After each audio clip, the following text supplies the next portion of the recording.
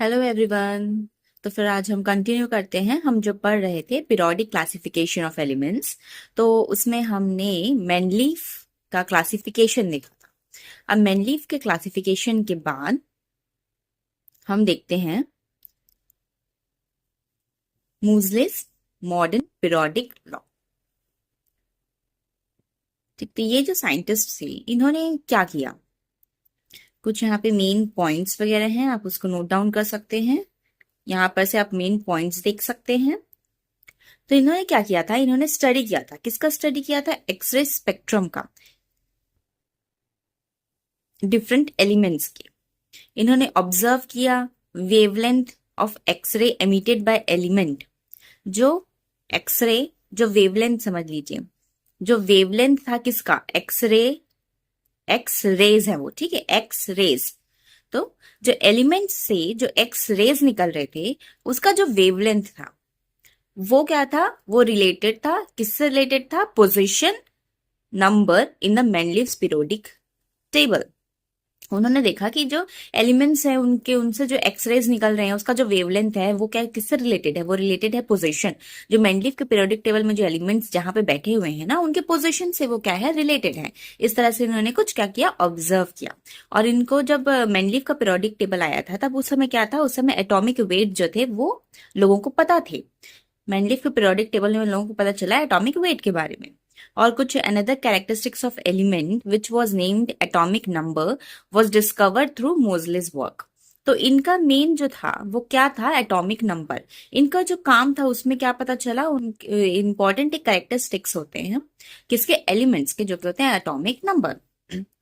Class 6 में ये topic है एटॉमिक नंबर का। तो मुजले के एक्सपेरिमेंट में डिस्कवरी हुई किसकी, एटॉमिक नंबर की। तो एटॉमिक नंबर क्या होते हैं, ये एक फंडामेंटल प्रॉपर्टी होता है, साथ में ये क्या होता है, नंबर ऑफ प्रोटॉन्स, कितने प्रोटॉन्स हैं एक न्यूक्लियस के एलिमेंट में, ये होता है उसका एटॉमिक नंबर। ओके।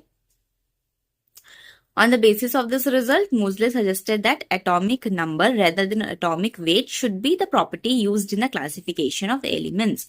तो Moseley ने क्या कहा, ये वाला आप लाइन लिख सकते हैं। उन्होंने यही कहा कि जो क्लासिफिकेशन किया जा रहा है एलिमेंट्स का वो किस बेसिस में होना चाहिए, एटॉमिक नंबर के बेसिस में होना चाहिए, instead of atomic weight. Okay, ये इनका कहना था। ही शोड दैट द जो केमिकल प्रॉपर्टीज होती हैं एलिमेंट्स की, वो डिपेंड करती हैं किसके ऊपर, इलेक्ट्रॉनिक कॉन्फ़िगरेशन के ऊपर। इलेक्ट्रॉनिक कॉन्फ़िगरेशन आई होप आपको याद रहेगा, ये इस तरह से जो क्या है, ऑर्बिट्स रहते थे, शेल्स जो रहते थे, फिर इसमें क्या है, इलेक्ट्रॉन्स रहते थे। तो इसमें नंबर ऑफ इलेक्ट्रॉन्स कितने हैं, जैसे 2 8 2 8 8 2 4, ये क्या होता है, इलेक्ट्रॉनिक कॉन्फ़िगरेशंस होते हैं। और जो केमिकल प्रॉपर्टीज होते हैं एलिमेंट्स का, वो किस पर डिपेंड करते हैं, वो इन्हीं किसके ऊपर डिपेंड करते हैं, इन्हीं इलेक्ट्रॉनिक कॉन्फ़िगरेशन के ऊपर डिपेंड करते हैं। इन्होंने ये दर्शाया है, दिखाया है। तो फिर इन साइंटिस्ट ने क्या किया, जो मेंडलीव का पीरियोडिक टेबल था उसके जगह में उन्होंने क्या किया, एक मॉडर्न पीरियोडिक लॉ दिया 1913 में। ठीक, तो इनके मॉडर्न पीरियोडिक लॉ के अकॉर्डिंग क्या है, जो फिजिकल और केमिकल प्रॉपर्टीज है एलिमेंट्स के, वो पीरियोडिक फंक्शन है एटॉमिक नंबर्स के। मेंडलीव के केस में क्या था, मेंडलीव ने कहा था कि फिजिकल एंड केमिकल प्रॉपर्टीज जो एलिमेंट के हैं वो पीरियोडिक फंक्शन है किसके, एटॉमिक वेट के। बट मोजले का कहना था कि ये जो फिजिकल और केमिकल प्रॉपर्टीज हैं they are the periodic function of atomic number. Okay, ये डिफरेंस था दोनों के बीच में। मेंडलीव का क्या था, एटॉमिक वेट, और मोजले का एटॉमिक नंबर। ठीक है, यहाँ पे ये पॉइंट है, आप देख सकते हैं।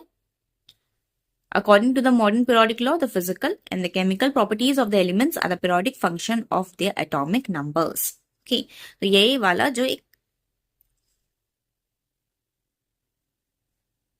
इस तरह से टेबल ना आपके बुक्स में दिया हुआ है, तो आप बुक्स में देख सकते हैं ये सारे टेबल्स को। ये जो टेबल यहाँ पे जो रोज कॉलम बने हुए हैं यहाँ पे आप देख सकते हैं। हाइड्रोजन है, ये वाला ग्रुप क्या है, ये पहला ग्रुप है, ये दूसरा ग्रुप है, ये तीसरा, चौथा, पांचवा, ये ग्रुप्स है। और मैंने बताया था जो इस तरह से रहते हैं ये क्या है, पीरियड्स है। तो पहला ग्रुप में क्या क्या है, hydrogen, lithium, sodium, potassium, rubidium, caesium और फ्रांशियम। ठीक है, ये सारे क्या है, फर्स्ट ग्रुप के एलिमेंट्स है। तो ये आप ग्रुप, ये टेबल जो है आप इसको देख सकते हैं। अब हम बात करते हैं मॉडर्न पीरियोडिक टेबल के बारे में। तो मॉडर्न पीरियोडिक टेबल में जो डिस्कस किया गया है वो सबसे पहले तो ना बोर का बोर के बारे में कुछ इसमें डिस्कस किया गया कि बोर ने क्या किया हुआ था। बोर क्या था, मॉडर्न पीरियोडिक टेबल जब आया उसके बाद उसका कुछ एक्सटेंशन लॉन्ग फॉर्म जब दिया गया था तो बोर के द्वारा दिया गया था।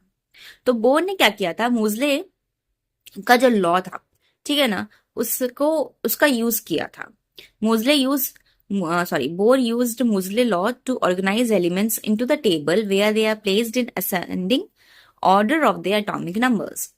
तो क्या किया था बोर ने यूज किया किसका, मोजले का जो लॉ था उसका यूज किया। उसके बाद उन्होंने क्या किया था, एलिमेंट्स को एक टेबल में अरेंज किया था, but in the ascending order of their atomic number के असेंडिंग ऑर्डर में बोर ने उनको अरेंज किया। और इसी टेबल को क्या बोलते हैं, इसी टेबल को बोलते हैं बोर्स पीरियोडिक टेबल। ठीक, इसको बोर्स पीरियोडिक टेबल बोलते हैं।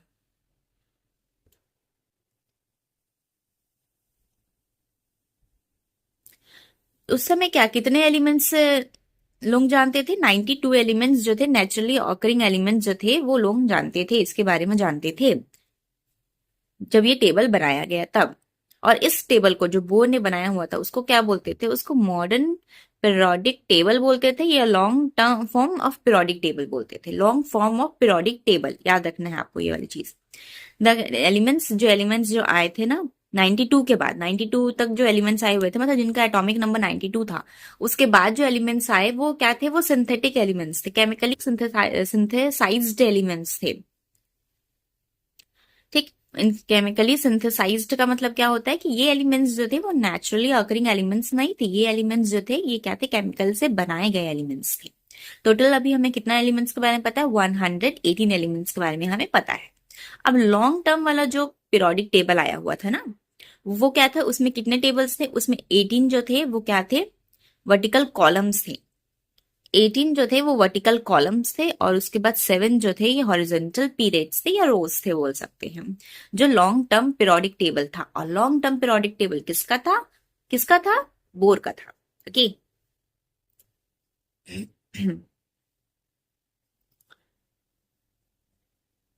और जब सॉरी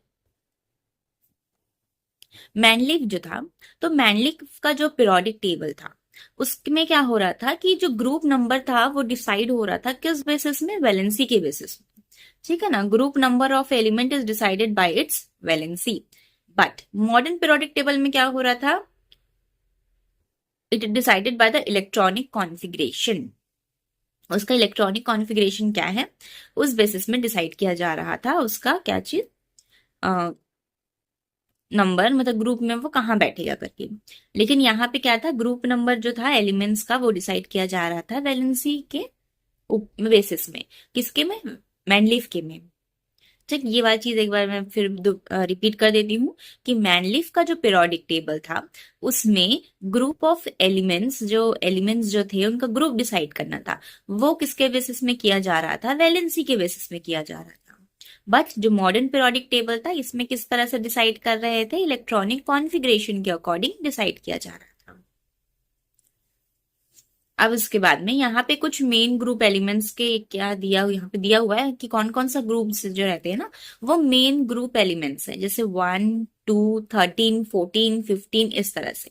और यहाँ पे elements found in groups 3 and 12 are transition elements, मतलब तीसरे से लेके 12वें तक जो ग्रुप बना हुआ है ना, यहाँ पे आप देख सकते हैं।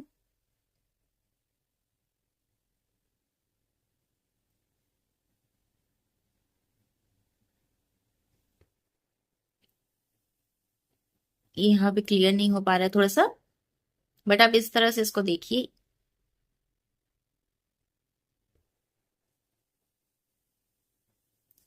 ये आपको 13 से लेके जो 3 से लेके आई हो, कहाँ से था, ट्रांजिशन एलिमेंट्स 3 ग्रुप 3 से लेके 12 तक का। तो ग्रुप 3 ये वाला ग्रुप 3 है, 3 से लेके पूरा यहाँ तक का 12 तक का इतना जो ग्रुप है, यहाँ पे जो एलिमेंट्स हैं ये एलिमेंट्स होते हैं ट्रांजिशन एलिमेंट्स। आपको ये याद रखना है, ये पूरा जो आपको बॉक्स दिखेगा ना इस तरह से, फिर ये क्या हो जाएगा, ट्रांजिशन एलिमेंट्स का पूरा बॉक्स हो जाएगा।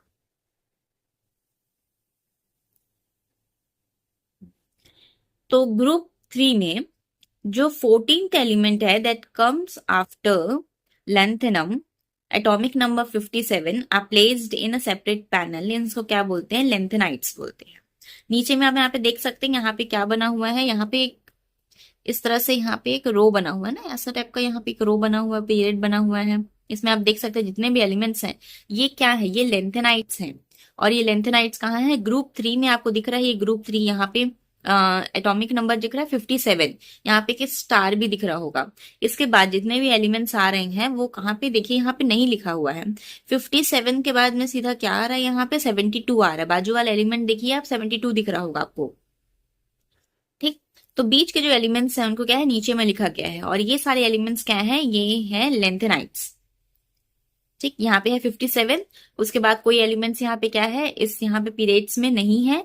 उसके बाद में यहाँ नीचे में लिखा गया है 58, 59, 60, और ये क्या है? लेंथेनाइट्स है।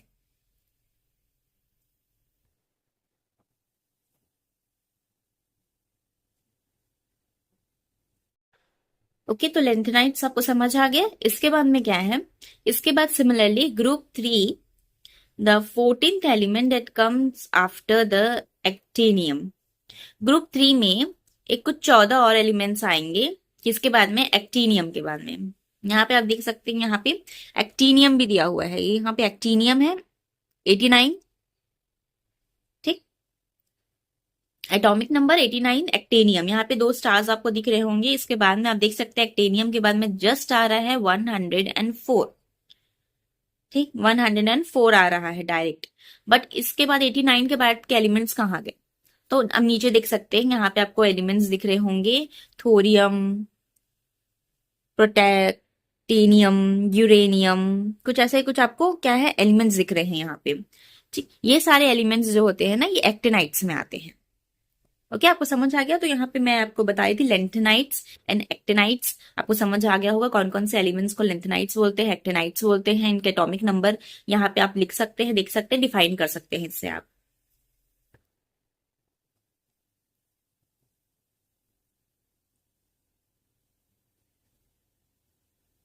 हम्म, तो मॉडर्न पीरियोडिक टेबल जो है ना, उसमें क्या होता है कि जो एक पीरियड है, ठीक, एक पीरियड जो है उसमें जो एलिमेंट्स हैं उनमें क्या होता है? एक पीरियड के जो एलिमेंट्स हैं उनमें नंबर ऑफ शेल्स क्या होंगे? इक्वल होंगे, बराबर होंगे। मतलब जैसे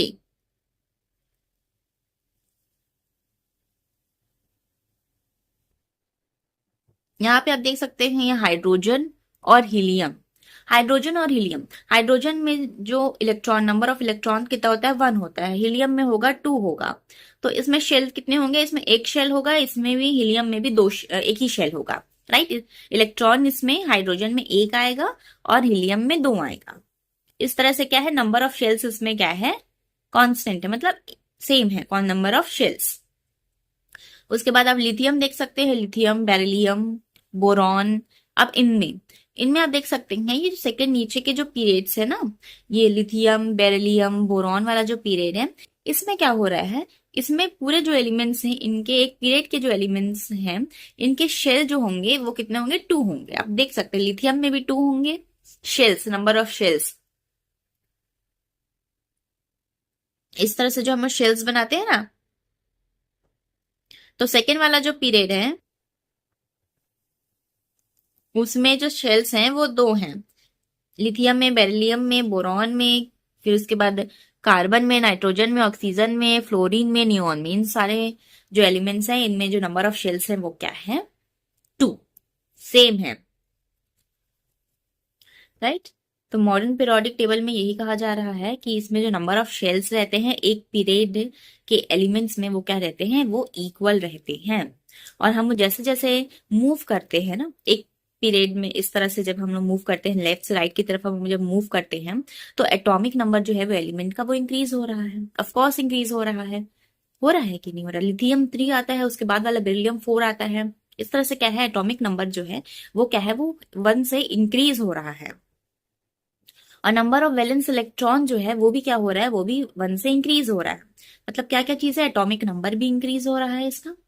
हाँ, एटॉमिक नंबर भी जो क्या है वो 1 से इंक्रीज हो रहा है, साथ में क्या हो रहा है? नंबर ऑफ वैलेंस इलेक्ट्रॉन्स भी जो है वो भी क्या है? 1 से इंक्रीज हो रहा है।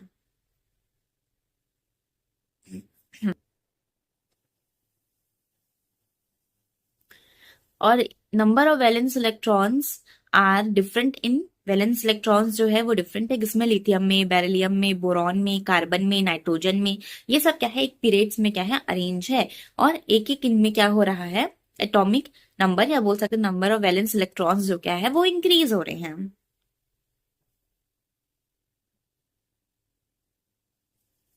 इसीलिए क्या है, ये जो है वो डिफरेंट ग्रुप्स के मेंबर हैं।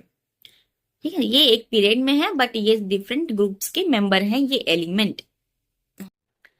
क्या अब हम बता सकते हैं कि हम कितने सारे एलिमेंट्स आ सकते हैं एक पीरियड में, कितने एलिमेंट्स आ सकते हैं एक पीरियड में पूरा। ठीक, can we can tell the number of elements present in each period by calculating the maximum number of electrons that can occupy a shell।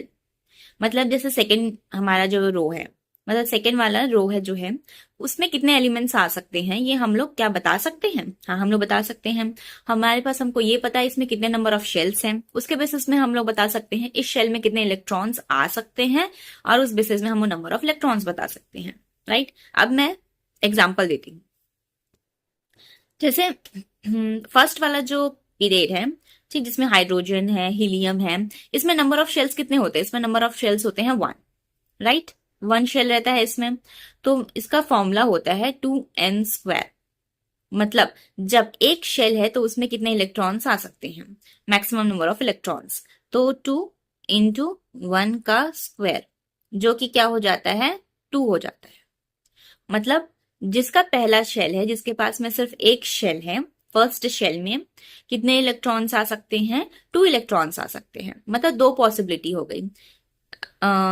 एक शेल है तो उसमें 1 इलेक्ट्रॉन आ सकता है और 2 इलेक्ट्रॉन आ सकते हैं। ये 2 पॉसिबिलिटी हो जाएगी, एक हाइड्रोजन का या हीलियम का। इस तरह से हमने बता दिया कि फर्स्ट वाला जो पीरियड रहता है ना, उसमें सिर्फ क्या है, कितने इलेक्ट्रॉन सकते हैं, उसमें सिर्फ और सिर्फ 2 इलेक्ट्रॉन्स, सॉरी 2 एलिमेंट्स आ सकते हैं, ये हमने बता दिया। इसके बाद में हम लोग देख लेते हैं जिस एलिमेंट के पास में कितने 2 शेल्स रहते हैं। तो 2 इंटू 2 का स्क्वायर, मतलब 2n² मैंने लिखा हुआ है, तो n की जगह में मैंने क्या 2 लिया हुआ है।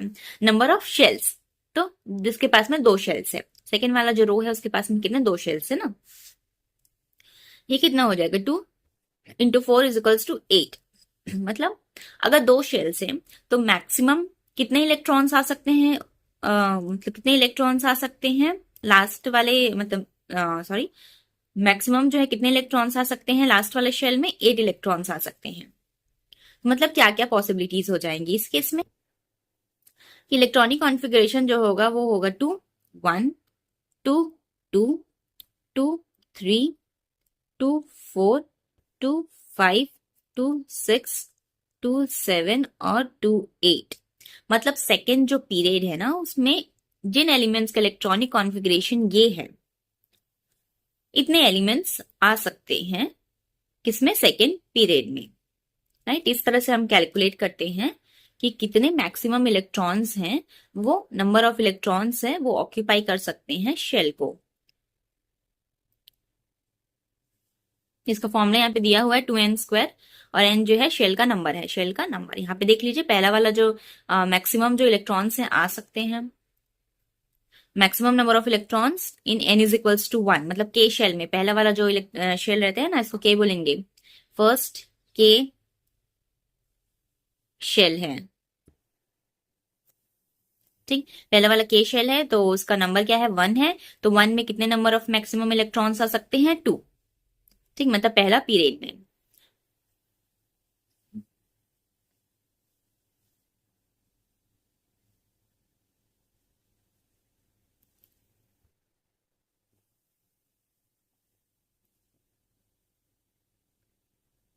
इस तरह से आप क्या कर सकते हैं, बाकी जितने भी शेल्स हैं उनके number of maximum number of electrons आप क्या कर सकते हैं, कैलकुलेट किया जा सकता है। ठीक, इसके बाद हम देख लेते हैं characteristics of a modern periodic table. Modern periodic table के कैरेक्टरिस्टिक्स देख लेते हैं।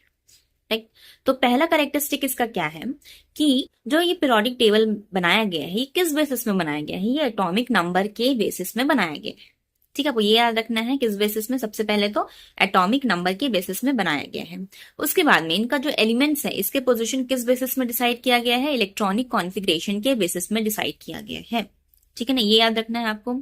उसके बाद periodic changes in properties of elements are shown more clearly. जो periodic changes आ रहे हैं, properties में जो changes आ रहे हैं एक एक क्या बोल सकते हैं इंटरवल ऑफ टाइम के बाद में, वो अच्छे से यहाँ पे क्या है रिप्रेजेंट किया गया है। उसके बाद यहाँ पे तीसरा ये जो चौथा वाला जो कॉन्सेप्ट है कि जो हाइड्रोजन था वो क्या था, दोनों फॉर्म कर रहा था, H नेगेटिव आयन भी और H पॉजिटिव आयन भी। ठीक, तो it is similar to the element of group both group 70 and group 1. Therefore, similar to Mendeleev periodic table, the position of hydrogen in the modern periodic table is also not fixed. However, usually hydrogen is placed at the top of the group 1. ठीक है ना, ये वाला जो परेशानी आ रहा था ना, ये पहले भी आ रहा था कि हाइड्रोजन जो है H नेगेटिव आयन भी प्रोड्यूस कर रहा था, H पॉजिटिव आयन भी प्रोड्यूस कर रहा था। तो ये क्या है, इसकी प्रॉपर्टीज सिमिलर थी किससे, ग्रुप नंबर 17 जो थे नेगेटिव आयंस वाले, जो नेगेटिव आयन प्रोड्यूस करते थे उनसे भी, साथ में ग्रुप 1 जो कि H पॉजिटिव आयंस रिलीज करते थे, दोनों से क्या आते थे, सिमिलर आते थे। तो मेंडलीफ के में जो परेशानी आ रही थी, यहाँ पे भी मॉडर्न पीरियोडिक टेबल में भी क्या है परेशानी आ रहा था उसके पोजीशन को लेके, लेकिन क्या करते हैं यूजुअली हम हाइड्रोजन को क्या है टॉप में रखते हैं। ये आपको कुछ इसकी प्रॉपर्टीज है, कैरेक्टरिस्टिक्स है, ये आपको क्या याद रखना है इसका। उसके बाद में हम लोग आगे बढ़ते हैं और आगे के जो भी टॉपिक्स वगैरह हैं हम लोग नेक्स्ट क्लास में देखेंगे। और आप हमारे चैनल को जरूर सब्सक्राइब करिएगा, हमारे वीडियो को लाइक करिएगा और ज्यादा से ज्यादा शेयर करिएगा, और ज्यादा अच्छे कॉन्सेप्ट्स और कुछ ज्यादा अच्छे तरह से एक्सप्लेनेशन करने की मैं कोशिश करूंगी। और आप कुछ चाहेंगे कि मैं कुछ इस तरह समझाऊं, पीपीटी के थ्रू समझाऊं, स्लाइड चाहिए आपको कुछ भी, तो आप वो कमेंट में डिस्क्राइब कर सकते हैं, मुझे बता सकते हैं कि मैं इसमें और किस तरह से सुधार करूं ताकि आपको और अच्छे से समझ आए। ठीक है, तो मिलते हैं नेक्स्ट वीडियो में। Thank you.